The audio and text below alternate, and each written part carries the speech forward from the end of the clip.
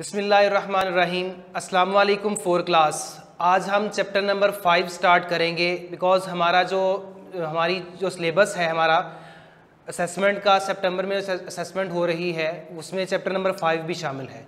Chapter number 5 हमारे पास एक division वाला चैप्टर है। आपकी बुक पे पेज नंबर 28 के ऊपर ये चैप्टर शुरू हो रहा है, डिवीजन वाला। डिवीजन आप लोग पहले भी कर चुके हो, 3 क्लास में भी, 2 क्लास में भी। एक सिंपल आपको ये एक मेथड है डिवीजन का, जो कि आप लोग बार बार करके आए हो छोटी क्लासेस के अंदर भी। डिवीजन हमारे पास एक शॉर्टकट प्रोसेस है सब्ट्रैक्शन का। चीज़ों को सब्ट्रैक्ट करते बार बार, फ़र्ज़ करें अगर हमारे पास कोई 10 चीज़ें हैं, वो 5 लोगों को तकसीम करनी है आप लोगों ने, तो वो क्या करोगे, बजाय उसके कि आप अकेले को तकसीम करना शुरू कर दो, बाकी फिर जितनी बचेगी फिर तकसीम करना शुरू कर दो। इसकी बजाय उसने क्या किया, एक डिवीजन वाला शॉर्टकट प्रोसेस दे दिया कि आप लोग क्या करो, उसको सिंपली 5 पे डिवाइड करवा दो और उसका आंसर जो निकल आएगा, मतलब उतनी चीज़ें वो सब बंदों को चली जाएंगी।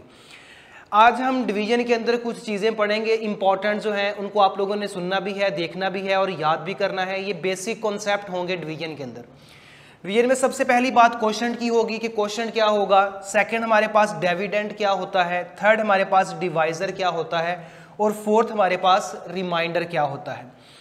कुछ वैल्यूज़ आप लोग देखोगे, हो सकता है आपके सिलेबस में या आपके लेवल में ना हो, लेकिन बड़ी क्लासेस में जाकर आपको उसका सामना करना पड़ेगा, जो वैल्यू कंप्लीटली डिवाइड नहीं हो सकेगी। लाइक मैं अगर आपको छोटी सी एग्जांपल दूं, तो हमारे पास अगर 8 है, 8 को मैं डिवाइड करवाऊं 3 पे, 8 डिवाइडेड बाय 3, इसको मैथमेटिकली ऐसे लिखा जाएगा 8 डिवाइडेड बाय 3। ये हमारे पास डिवीजन का साइन होगा। 8 हमेशा ही जो वैल्यू पहले होगी उसको हम अंदर रखेंगे इस ऑपरेटर के, और 3 को बाहर रखेंगे। मैं बताता हूँ कि ये चारों चीज़ें हैं क्या। इसको डिवाइड करवाएं जैसा कि आप लोग डिवाइड करवाते रहते हो सिंपल डिवीजन के साथ। 3 2s are 6, हमारे पास 2 रिमाइंडर बच जाएगा। अब ये एक ऐसा क्वेश्चन है जिसमें आपका जो अंदर वैल्यू थी वो कंप्लीटली डिवाइड नहीं हुई। कंप्लीटली डिवाइड होने का मतलब ये है कि हमारे पास अगर यहाँ पर 0 बच जाता, बिल्कुल कोई वैल्यू ना बचती, रिमाइंडर यहाँ पे 0 होता, तो हम ये कह सकते थे कि ये जो 8 है ये कंप्लीटली डिविजिबल बाय 3 है। लेकिन चूंकि 8 जो है वो डिवाइड नहीं हुआ 3 पे, उसका रिमाइंडर जो है वो एक नॉन जीरो वैल्यू बच गई, तो हम ये बात नहीं कह सकते कि 8 जो है वो कंप्लीटली डिवाइड हो सकता है 3 के ऊपर। सो अब ये देखें चीजें नजर आ रही जो आपको, एक ये वाली वैल्यू है 8, एक ये वाली वैल्यू है 3, एक ये ऊपर आंसर आ रहा है जिसको आप आंसर कंसिडर करते हो, और ये एक एंड पे वैल्यू बच रही है। 4 चीजें जो मैंने सामने 4 नाम लिखे हुए हैं, ये चारों वैल्यूज जो मैंने आपको अंडरलाइन की हुई हैं, ये चारों में से कोई ना कोई यहां पर है। ये जो वैल्यू अंदर होती है जिसको हम अंदर रखते हैं, जो बड़ी वैल्यू होती है, यहां पर लाजमी नहीं है कि हमेशा ही बड़ी वैल्यू ही होगी, छोटी वैल्यू भी हो सकती है, लेकिन आपके लेवल के अंदर जो अंदर वैल्यू होगी वो छोटी ही होगी, सॉरी बड़ी ही होगी। जो ये वाली वैल्यू होगी इसका नाम है डिविडेंड, इसको डिविडेंड बोलेंगे, जो वैल्यू अंदर रखेंगे। जो बाहर वैल्यू होगी जिस पे हम डिवाइड करवाएंगे वो हमारे पास डिवाइजर होगा। डिवाइजर, ये हमारे पास क्या है, डिवाइजर, ये हमारे पास क्या है, डिविडेंड, ये हमारे पास डिविडेंड है। ये जो नीचे वैल्यू बचेगी, अगर तो 0 बचेगा तब भी, अगर कोई नंबर बचेगा तब भी, ये हमारे पास रिमाइंडर कहलाएगी, रिमाइंडर, बाकी बच जाने वाली रिमाइंडर। और ये ऊपर जो होगी ये हमारे पास क्या होगी, क्वोशंट होगी। तो ये 4 वैल्यूज को आपने चारों के नाम याद रखने हैं। जो वैल्यू अंदर होगी जिसको डिवाइड करवाना है, जो वैल्यू अंदर रखेंगे वो हमारे पास एक डिविडेंड होगा। जिस वैल्यू पे डिवाइड करवाना है वो हमारे पास एक डिवाइजर होगा। जो आंसर निकलेगा वो हमारे पास एक क्वोशंट होगा। और जो एंड पे जाके आंसर हमारे पास वैल्यू बचेगी नीचे, वो 0 बच जाए या कोई नंबर बच जाए, वो हमारे पास क्या होगा, रिमाइंडर होगा। ये बेसिक बातें हैं, इसके बारे में आपको पहले ये पता होनी चाहिए। ये आपके ऑब्जेक्टिव टाइप पेपर जो होगा, फिल इन दी ब्लैंक्स हो सकती हैं, ट्रू फॉल्स हो सकते हैं, मैचिंग कॉलम हो सकते हैं, एमसीक्यूज हो सकते हैं, उनमें ये वाले क्वेश्चन जो है वो पूछ सकता है। आगे पेज नंबर 29 के ऊपर उसने आपको क्वेश्चंस दिए हुए हैं। Question number 1, solve the following, आपने इनको सॉल्व करना है। पेज नंबर 29, इसमें देखिएगा सिंपल उसने क्वेश्चंस दिए हुए हैं, आपको कोई मुश्किल नहीं है। फर्स्ट पार्ट है हमारे पास 436 डिवाइडेड बाय 2। हम क्या करेंगे, इसको 436 को जब 2 पे डिवाइड करवाएंगे, देखें हमने फर्स्ट वाला डिजिट चेक करना है। क्या करेंगे, इसको जो हमारे पास डिवाइजर होगा, जो डिवाइड करवा रहा होगा, उसको हम डिविडेंड को अंदर रखेंगे, डिविडेंड को उस पर डिवाइड करवाएंगे। अब चेक ये करना है कि ये वाला जो फर्स्ट वाला डिजिट है क्या वो बाहर वाली वैल्यू पे डिवाइड हो जाएगा। अगर तो वो पूरा पूरा डिवाइड हो जाएगा तो उसको पूरा पूरा डिवाइड कर दो। अगर वो वैल्यू उससे लाइक यहाँ पर अगर 5 होता तो 5 जो है वो 2 का मल्टीपल नहीं है, 2 के टेबल में 5 नहीं आता। तो क्या करें, अब ये हमारे पास चूंकि 4 आ रहा है तो 2 2s आर, हमारे पास ये 4 आ रहा है, 4 - 4 ये हमारे पास 0 बचेगा। 0 शुरू में लगाएं या ना लगाएं, ऊपर से मैंने 3 नीचे ले आया। अब क्या करेंगे, 2 1s आर 2, तो हमारे पास 3 था। अगर मैं 2 से मल्टीप्लाई करवाऊंगा, 2 2s आर 4 लिखूंगा तो वो 3 से बढ़ जाएगा। चूंकि बड़ी वैल्यू नहीं लेके आ सकता, छोटी वैल्यू ला सकता हूं। 2 1s आर 2, यहां पर 1 बच जाएगा, ऊपर से 6 आर लूंगा। 2 8s आर 16, तो हमारे पास रिमाइंडर जो होगा वो 0 बच जाएगा। तो हमारा आंसर क्या निकल आएगा, ये जो क्वोशिएंट होगा ये हमारे पास का क्या होगा, आंसर होगा 216। देखें 18 सॉरी। अगर हम चेक करना चाहते हैं कि हमारा क्वेश्चन जो है वो ठीक है या गलत है, तो आप क्या करो, जो आपका आंसर निकलेगा, जो आपका क्वेश्चन निकलेगा, उसको आप डिवाइजर के साथ मल्टीप्लाई करवा के देख लो।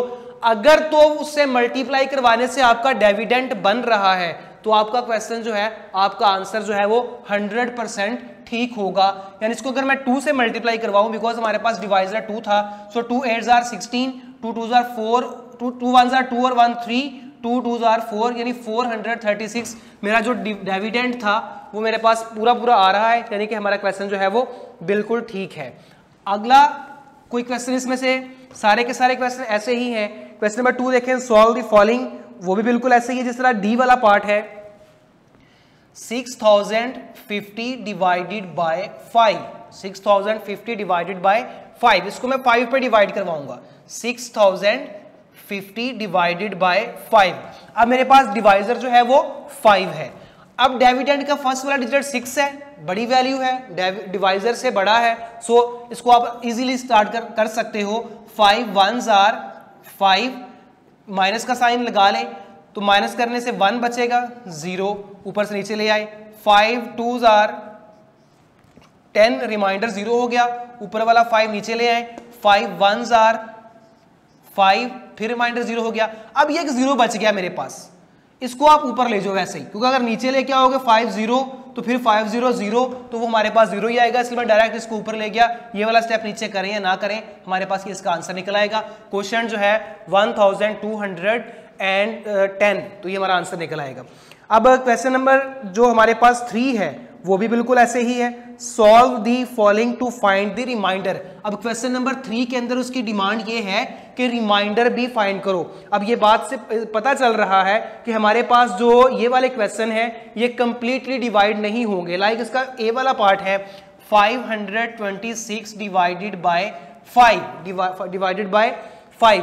आगे जाके आप लोग कुछ डिविजिबिलिटी टेस्ट करोगे इसी चैप्टर के अंदर, आप वैल्यू को देखकर बता दोगे कि क्या ये वाला जो नंबर है, क्या ये वाला जो डिविडेंड है, क्या इस डिवाइजर पे डिवाइड हो जाएगा या नहीं होगा। डिवाइड होने का मतलब क्या है, कंप्लीटली डिवाइड हो जाना, यानी इसका रिमाइंडर 0 हो जाना। हमें देखकर पता चल जाएगा कि ये वाला क्वेश्चन जो है, ये वाली वैल्यू जो है वो हमारे डिवाइजर पे डिवाइड हो सकती है या नहीं। लाइक ये वाला ही है क्वेश्चन। अब ये वाला एक ऐसा क्वेश्चन है जिसमें हमारे पास ये डिविडेंड जो है इस डिवाइजर के ऊपर कंप्लीटली डिवाइड नहीं होगा। चेक कर लेते हैं, क्योंकि उसने क्वेश्चन में भी ये डिमांड कर दी है कि फाइंड द रिमाइंडर। अब हम इसको चेक करते हैं। 5 1s आर 5, 0 ऊपर से 2 नीचे ले आएंगे। देखें अब ये हमारे पास एक ऐसी फॉर्म आ गई जो बहुत इंपॉर्टेंट है, इसको ध्यान से समझिएगा। अब यहां पर हमारे पास एक छोटा नंबर आ गया, रिमाइंडर 2 बच गया ना, डिवाइजर बड़ा है, ये 0 मैं रेज कर रहा हूं क्योंकि फर्स्ट वाला 0 हम रेज कर सकते हैं, लगाएं या ना लगाएं इसकी कोई वैल्यू नहीं है। अब ये 2 आ रहा है, अब ये हमारे पास डिविडेंड बन चुका है, ये हमारे पास डिवाइजर है, फर्ज कर लेते हैं ये डिविडेंड है क्योंकि रिमाइंडर इसको डिवाइड करवाना है ना मैंने। अब मैं क्या करूंगा, ये डिवाइजर बड़ा है, ये रिमाइंडर छोटा है, क्या करें, ऊपर से डायरेक्ट नीचे ले आऊं 6 को 26 बना लूं? नहीं। आप लोग में जब इस तरह का केस आ जाए कि हमारे पास रिमाइंडर जो है वो छोटा हो और डिवाइजर जो है जो बढ़ जाए, तब आप लोग क्या करोगे, आप क्वोशंट में एक 0 लगाओगे। उसकी रीजन ये है कि आप लोग इसको डिवाइड नहीं करवा सकते, 2 को 5 पे डिवाइड नहीं करवा सकते। वो ना होने की वजह से एक 0 लगाकर देन आपने ये वाला 6 नीचे लेकर आना है, डायरेक्ट इसको नीचे नहीं लेकर आना। बात समझे? जब इस तरह का केस आ जाए किसी भी क्वेश्चन के अंदर कि हमारे पास रिमाइंडर छोटा हो, डिवाइजर बड़ा हो, तब आप लोग क्या करोगे, नेक्स्ट वाला नंबर नीचे उतारने से पहले आप क्वोशंट के अंदर एक 0 ऐड करोगे, एक 0 लगाओगे, तो वो 0 लगाने के बाद फिर आप वो वाला नंबर नीचे लेके आओगे। अब इसको डिवाइड करवाते हैं। अब ये 5 है, ये 26 बन चुका है। अब क्या करें इसको, 5 5s are 25, 1, अब 105, इसका आंसर क्या आ गया, 105। अब आपने डेसिमल फॉर्म नहीं पढ़ी हुई, अगर मैं चाहूं इसको नेक्स्ट फर्दर सॉल्व करना तो उसको सॉल्व किया जा सकता है, लेकिन आपके सिलेबस के अंदर वो वाली फॉर्म उसने नहीं दी कि पॉइंट लगाकर उसको फिर आगे फर्दर इसका आंसर निकालो, इसका रिमाइंडर 0 करो। लाजमी नहीं है कि हर क्वेश्चन का ही रिमाइंडर 0 हो जाएगा, लेकिन रिमाइंडर भी कुछ कुछ का 0 हो सकता है। लाइक ये वाला क्वेश्चन है, इसका 0 हो सकता है, लेकिन उसने डिमांड नहीं की कि आप इसको सॉल्व करो, उसने ये कहा है कि रिमाइंडर फाइंड करो। हमारे पास ये 105 जो है ये क्वोशंट है और ये 1 जो है ये हमारे पास रिमाइंडर है। अब हम ये कह सकते हैं कि ये 256 जो है ये कंप्लीटली डिवाइड नहीं हो सकता 5 के ऊपर। नीचे देखें क्वेश्चन नंबर 1 है, share 48 balls equally among 6 boys. ये स्टेटमेंट्स वाले क्वेश्चन है। इसमें क्वेश्चन नंबर 5 है वो काफी इंपॉर्टेंट है। What is 0 divided by 9? What is 0 divided by 9? 0 divided by 9, 0 divided by 9। इसमें यह है कि ये वाली कंडीशन काफी इंपॉर्टेंट है। ये दो तरह की कंडीशंस हो सकती हैं। एक हो सकता है कि 0 डिवाइडेड बाय 9, एक हो सकता है 9 डिवाइडेड बाय 0। लाइक इस मैथमेटिकल लिखूं इसको 0 डिवाइडेड बाय 9, और एक कंडीशन आ सकती है 9 डिवाइडेड बाय 0। ये दो बातें इंपॉर्टेंट है, समझिएगा ध्यान से जरा।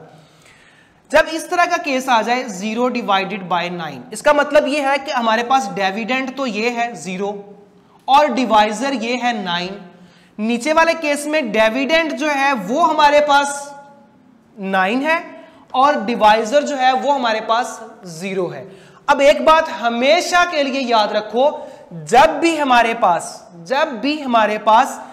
डिवाइजर 0 आएगा, मतलब हमारे पास जो नीचे वाली वैल्यू होगी वो 0 होगी डिवाइड करते हुए, बिकॉज ये डिवीजन को हम फ्रैक्शन में भी लिख सकते हैं। लाइक हमारे पास अगर 8 डिवाइडेड बाय 4 आ रहा है, इसको मैं ऐसे भी लिख सकता हूं 8/4। डिवीजन जो है वो फ्रैक्शन में लिखी जा सकती है। ये हमारे पास जो डिवाइजर होगा ये ऊपर जाएगा न्यूमिनेटर में, और जो हमारे पास डिविडेंड ऊपर जाएगा और डिवाइजर नीचे आएगा। बिल्कुल अगर मैं इनको फ्रैक्शन वाली फॉर्म में लिखना चाहूं तो ये बनेगा 0/9 और ये बनेगा 9/0। ये दोनों अलग अलग चीजें हैं, ध्यान से समझिएगा इसको। जब ये वाली फॉर्म होगी और ये वाली फॉर्म होगी, पहले मैं इसकी बात करता हूं। जब आपके पास नीचे 0 आ जाएगा, डिनोमिनेटर 0 आ जाएगा, डिवाइजर 0 आ जाएगा, तब ये वाला सॉल्यूशन जो है इस क्वेश्चन का ये पॉसिबल ही नहीं है। आप कैलकुलेटर पे चेक कर लो, आप कहीं भी इसको सॉल्व करके देख लो, जब भी डिवाइजर 0 होगा वो कैलकुलेटर के ऊपर कहेगा मैथ्स एरर, यानी कि पॉसिबल नहीं है, नॉट पॉसिबल। ठीक है, ये हमारे पास पॉसिबल नहीं है। जब भी नीचे 0 आए यानी कि डिवाइजर 0 हो, तब हमारे पास सॉल्यूशन जो है वो पॉसिबल नहीं है। जब हमारे पास ऊपर 0 आ जाए, जिस तरह वो ये कह रहा है व्हाट इज 0 डिवाइडेड बाय 9, 0 को डिवाइडेड बाय 9 करें तो आंसर क्या होगा। जब ऊपर 0 आ जाए, नीचे कोई भी वैल्यू हो, 1 हो, 2 हो, 5 हो, 10 हो, 15 हो, जो मर्जी हो, डिवाइजर जो मर्जी हो, डिविडेंड 0 हो जाए, तब आपके पास आंसर जो होगा वो हमेशा ही 0 आएगा। आप इसको कैलकुलेटर में भी चेक कर सकते हो कि आंसर जो आएगा वो हमेशा क्या होगा, 0 होगा। तो ये वाली बात इंपॉर्टेंट थी, इसको अच्छी तरह समझिएगा। आगे पेज नंबर 30 के ऊपर है, उसने कुछ क्वेश्चन वैल्यूज दी हुई हैं और कुछ कहा है कि फाइंड करो, फाइंड द मिसिंग डिविडेंड। जिस तरह हमारे पास क्वेश्चन नंबर 1 ही है, उसमें dash divided by 28 is equal to 4। अब ये एक ऐसी फॉर्म है जिसमें हमारे पास ये डिवाइजर मिसिंग है, डिवाइजर मिसिंग है। ये क्वेश्चन कैसे करना है बिल्कुल ध्यान समझिएगा। आप क्या करोगे, आपके पास डिवाइजर मिसिंग हो, आपके पास डिविडेंड मिसिंग हो, डिवाइजर मिसिंग हो, या आपके पास आंसर जो है क्वेश्चन वो मिसिंग हो, आप लोग क्या करोगे? अगर तो इन दोनों में से कोई मिसिंग है, डिवाइजर में से और डिविडेंड में से, अगर इन दोनों में से कोई मिसिंग है, आप लोग क्या करो, इसको फ्रैक्शन की फॉर्म में लिखो। नहीं, सबसे पहले आप ये करो, इसको लेट कर लो, let X be the missing value. थोड़ा सा आपको मुश्किल लगेगा, लेकिन बाय प्रोसेस, रट्टा लगाना नहीं है, इसको प्रोसेस सीखना है कि हमने ये आंसर कैसे निकलेगा। हमने लेट कर लिया कि ये कोई नंबर x है, x divided by 28 is equal to 4। आप इसको a कह सकते हो, b कह सकते हो, c कह सकते हो, d कह सकते हो, कोई भी नाम दे सकते हो इसको अल्फाबेट में से। अच्छा, इसको जब मैं फ्रैक्शन में लिखूंगा तो ये बनेगा x over 28 is equal to 4। जब आपने इसको फ्रैक्शन बना लिया, अब देखिएगा, आपने x की वैल्यू फाइंड करनी है, चूंकि यहां पे मिसिंग जो था उसको मैंने x कहा हुआ है ना, आपने x की वैल्यू फाइंड करनी है। नीचे जो वैल्यू डिवाइड हो रही है 28, अब आप क्या करोगे, x is equal to 4 multiply 28। इसको जब मैं राइट हैंड साइड पे लेके जाऊंगा, डिवीजन जो होती है जाकर राइट हैंड साइड पे जो वैल्यू होगी उसके साथ मल्टीप्लाई होगी। ये कैसे होती है, ये भी एक थोड़ा सा लंबा प्रोसेस है। जब आप लोगों के पास एक टाइम होगा, क्लासेस लगेंगी, फिर आप लोगों को ये बात बताऊंगा, समझाऊंगा कि ये वाली वैल्यू जो है 28, ये लेफ्ट हैंड साइड से जाकर राइट हैंड साइड पे कैसे मल्टीप्लाई होती है। लेकिन फर्दर सिर्फ आप अभी यही देखो कि जो नीचे डिवाइड हो रही होगी वो जाके इधर मल्टीप्लाई हो रही होगी, या जो इधर मल्टीप्लाई हो रही होगी जाके इधर डिवाइड हो रही होगी। अब क्या करेंगे, इसको इसका मल्टीप्लाई करवा देंगे। 112 क्या बनेगा, 112। तो ये इसका आंसर निकला है x का 112, यानी यहां पर वैल्यू पुट कर दो, 112 divided by 28 is equal to 4। यानी हमारा जो डिविडेंड था वो हमने फाइंड कर लिया है। अब एक क्वेश्चन करते हैं जिसमें डिवाइजर मिसिंग है। लाइक इसी पे हमारे पास क्वेश्चन नंबर जी जो है 56 divided by dash fill in is equal to 28 is equal to 28। अब क्या करेंगे, इसको भी लेट कर लो, let x be the missing number. थोड़ा सा इस पे गौर कीजिएगा, आप लोगों को पता चल गया तो ये बहुत अच्छी बात है। अगर आप लोग प्रोसेस सीख लोगे तो ये बहुत अच्छा होगा आपके लिए। 56 divided by x is equal to 28, इसको फ्रैक्शन में कैसे लिखेंगे, 56 over x is equal to 28। अब गौर करना, x मैंने फाइंड करना है, 28 मेरे पास गिवन है, ये जाकर इधर क्या होगा 28 के साथ multiply, 56 is equal to 28 multiply x। अब जो इधर मल्टीप्लाई हो रहा है इधर आकर क्या होगा, डिवाइड होगा, बिकॉज मेरे पास जो डिवीजन है वो मल्टीप्लिकेशन में और मल्टीप्लिकेशन डिवीजन में जाएगी। अब इसको सॉल्व कर लो, 56 डिवाइडेड बाय 28।